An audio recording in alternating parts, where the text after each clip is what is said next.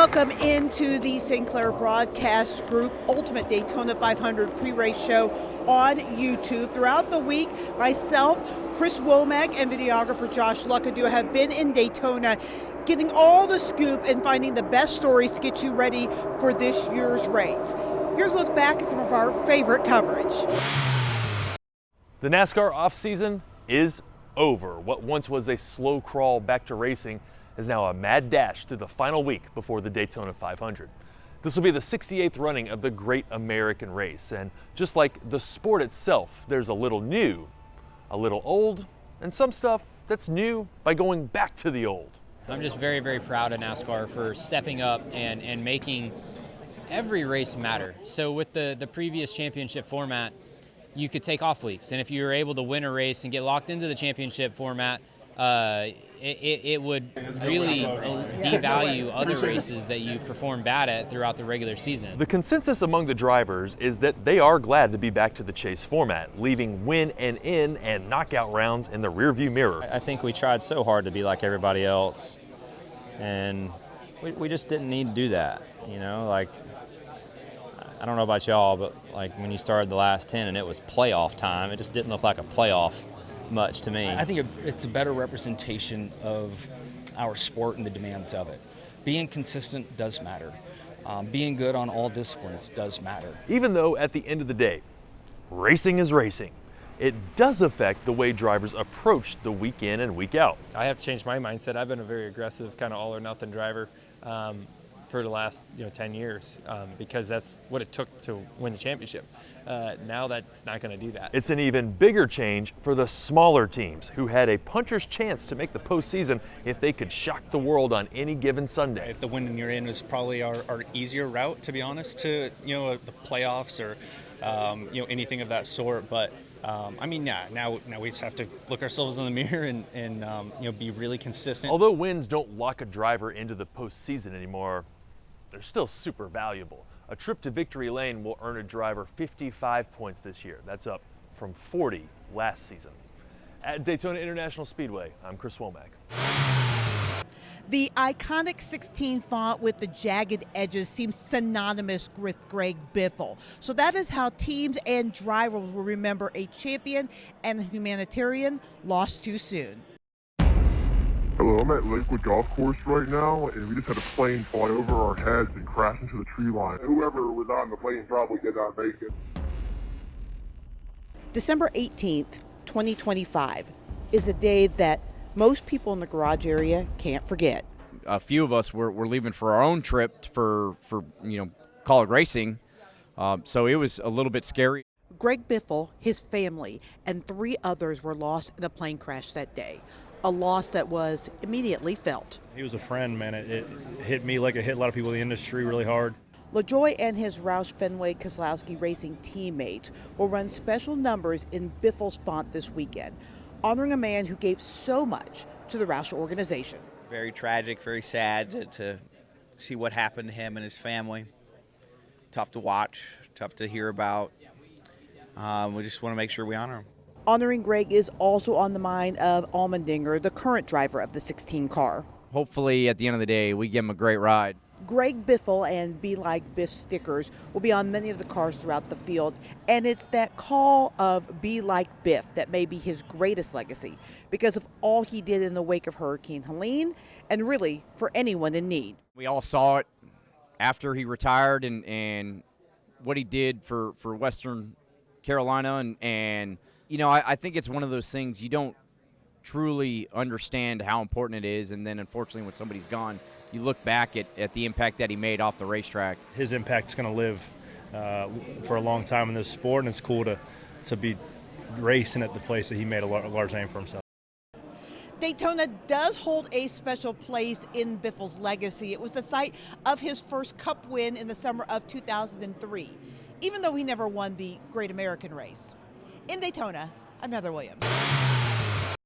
The Daytona 500 signifies the return of the NASCAR season, and the vast majority of fans and drivers welcome it with open arms of excitement. Denny Hamlin is a 3-time winner here, and he also welcomes the return, but for him, it's so he can get back a sense of normalcy. Hamlin is one of the best to wheel it around the track at Daytona International Speedway. One of only 5 drivers to go back-to-back, one of only 6 to win 3 or more Harley J. Earl trophies. I've been doing it for so long. It certainly, feel like I've seen all the ins and outs, but every year there's always little things, little tweaks that you've got to make adjustments for. This year, the adjustment is off the track. In late December, his dad, Dennis, died from injuries sustained during a house fire. This is the first season his biggest fan won't be there to cheer him on. It's a lot different coming back this year.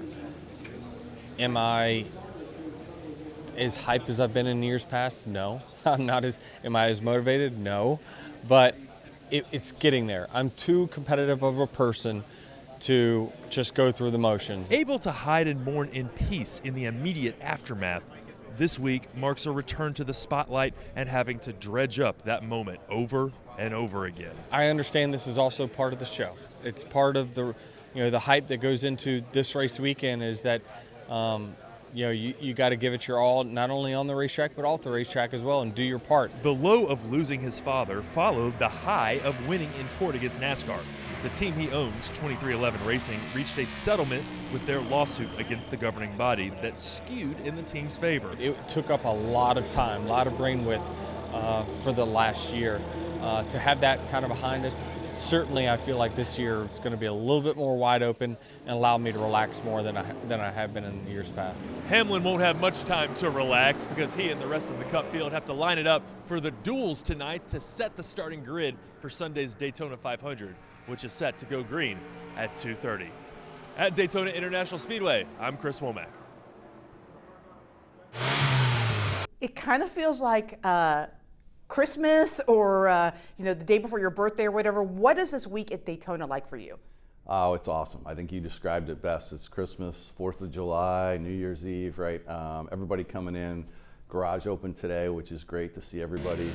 We've got the trucks opening up, O'Reilly opening up, ARCA series. So it's kind of that kickoff. Everybody's been waiting to get to Daytona. So it also kind of feels like a little bit maybe of a rebirth for NASCAR, kind of going back to its roots. I mean, it seems like the sport's been heading that way the last few years, going back to Wilkesboro and to Bowman Gray and to Rockingham. But there seems to be a really concerted push this year to really go back to the roots. Is that a fair assessment? Yeah, I think it's NASCAR kind of embracing who we are and getting to what the essence of NASCAR is, which is what people love, coming to the racetrack, that visceral experience relating to the drivers, and I think putting some fun back into it. And the mood coming into the garage this is a fresh start. We've had some challenges over the last 2 years, but everyone's really excited to kind of launch the season, work together, and grow. How do you balance what seems like, I don't envy you at all, like the old school NASCAR fans wanting one thing, but still the desire to push forward and attract new fans? How do you balance that? Yeah, I think NASCAR is open to everybody. So the NASCAR experience should be one that everybody's a part of. We can't be all things to all people for sure in terms of how we market, but we can be a sport where everybody's welcome. Everybody can come out, and once you're here, I'm telling you're going to be a fan, and you're going to love what you experienced. On December 18th, Brad Keslowski didn't know if he would even be here. On that day, he slipped getting out of his car on a patch of ice and broke his femur, leaving his ability to be available for the Daytona 500 in doubt. But he will be in the starting grid today, knowing full well that this will be the toughest Daytona 500 of his career. No, it's been just, grinds, days where you take a step forward and some days where you're like, oh, that might have been 2 steps forward, and then the next day where you take a step back, and it's really mentally taxing for sure, and physically taxing. But just kind of trusted the process. Keslowski has been taking those steps with the aid of a cane. The last one was passing a 50-lap test at Charlotte Motor Speedway last week, the end of a journey of determination. I just felt like I was going to do everything it took, and if it worked, great. If it didn't, I knew I left it all on the table, and.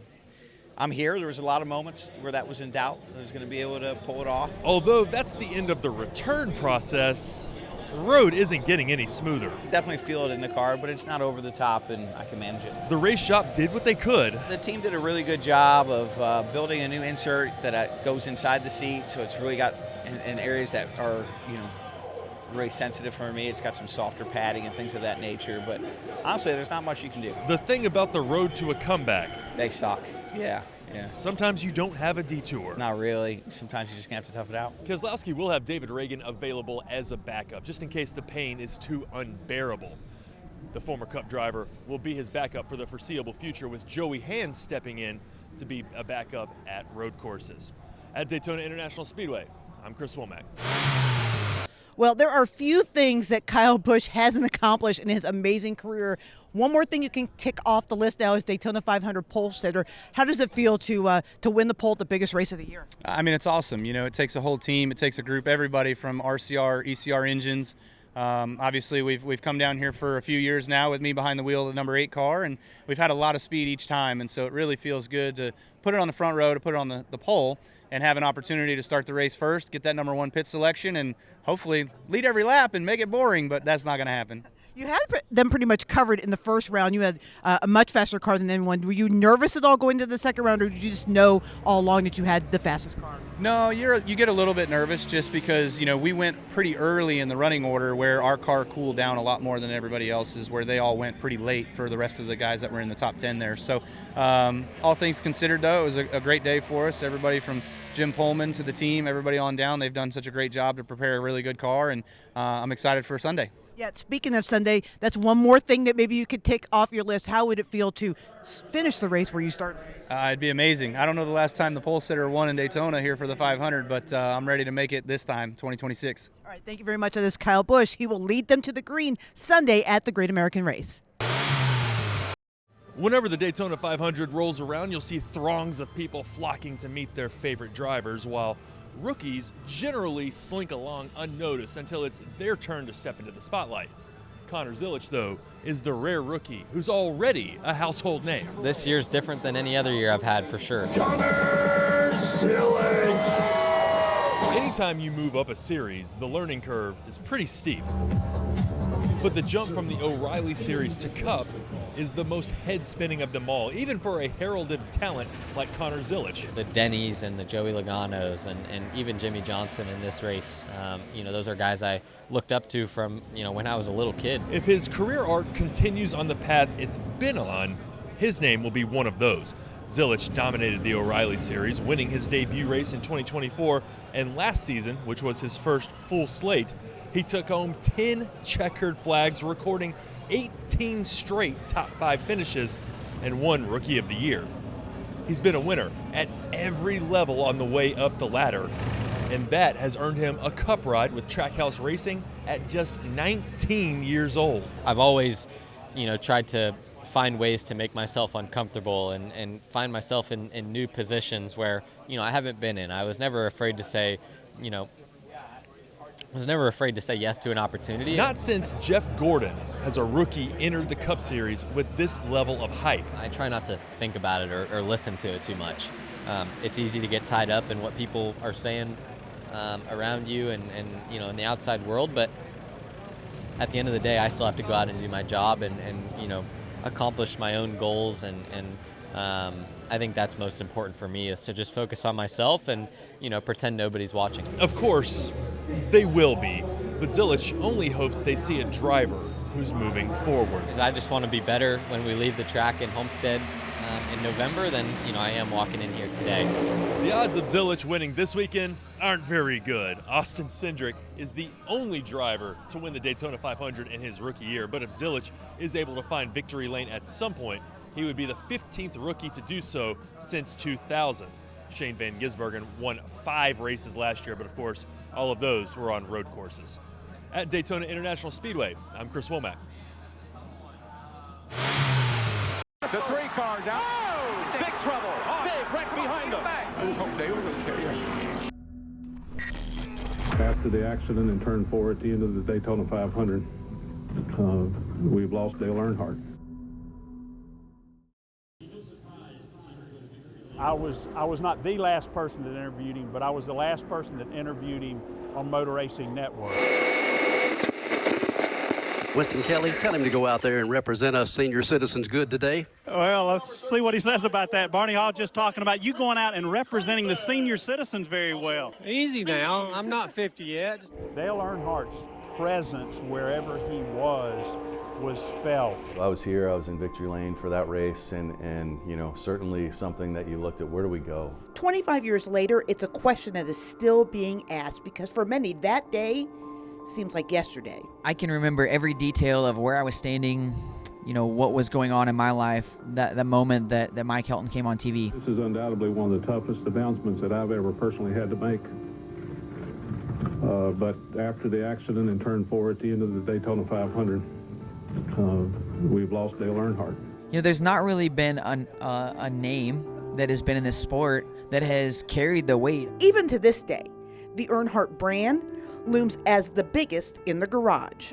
The man in black, you know, I mean, so many people were touched by the things that he did on and off the track, and the Intimidator, the brand, the black number 3, everything that goes along with it. There's a lot of folks that are going to be here this weekend that never watched Dale Earnhardt Sr. turn a lap at Daytona International Speedway, and they will still have 3 gear on.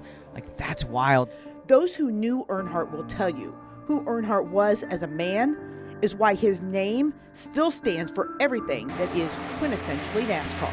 The voice he had, and the voice he carried with the fans, being able to translate not only as kind of the neighborhood guy who raced, but also someone who took you know, to Hollywood. I think everybody was numb for such a long period of time that I think it was months later, and maybe even years later, that people came to grips with the reality of the hole that was left. Earnhardt's legacy also lives on in the realm of safety innovations and the fact that there has not been a single death in NASCAR's top 3 series since 2001. At the Daytona International Speedway, I'm Heather Williams. For nearly 7 decades, the Daytona 500 has drawn tens of thousands of fans. As long as there's been a race, there's been a party. The full experience in the infield. You're here 4 or 5 days, sometimes more. A lot of entertainment goes on in the infield. And for the last 30 years, when the sun goes down, the action on the infield picks up. That's how it all gets started. As the four-wheeled action is condensed. Not too many major injuries, couple scraped elbows, scraped knees. Down to 1. A lot of tour up wheelbarrows. Who's next? Line them up, let's roll. Cush Rivette is the wizard of the wheelbarrow races, a staple of the Daytona weekend that started how most Southern fun does. Hell yeah, man, I'm ready to go. Sheer boredom. One and done. And opportunity. Back on your mark, get set, go, go, go. We had a couple of wheelbarrows showed up, and it kind of just started developing into let's have some fun. 30 freaking years, that's the worst race that I ever seen. As soon as the action on the track is done for the day, Rivette's dragway. We have a start-finish line down the track right there. We put some cones out at the other end, and they start, but then when they get down to the end, they got to turn around and come back. Go, let it go! Becomes the place to be. Turns out to be a pretty good show, pretty good crowd. As teams of 2. That's where the challenge comes in, all right? Turning a wheelbarrow around with a person inside it. With varying levels of sobriety.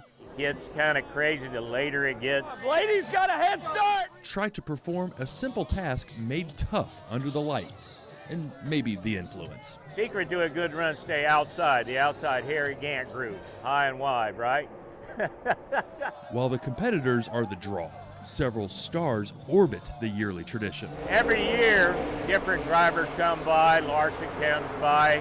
Chase Elliott comes by, and when they do come by, it's good for the crowd. We'll try and build them a wheelbarrow for the next time, the next year of the race. Making them part of the legacy. Ross is a Florida guy, so we had to build a wheelbarrow. The Woods brothers been racing for years and years, and so we built a Woods brothers a wheelbarrow. Of course, we got the 3 out there.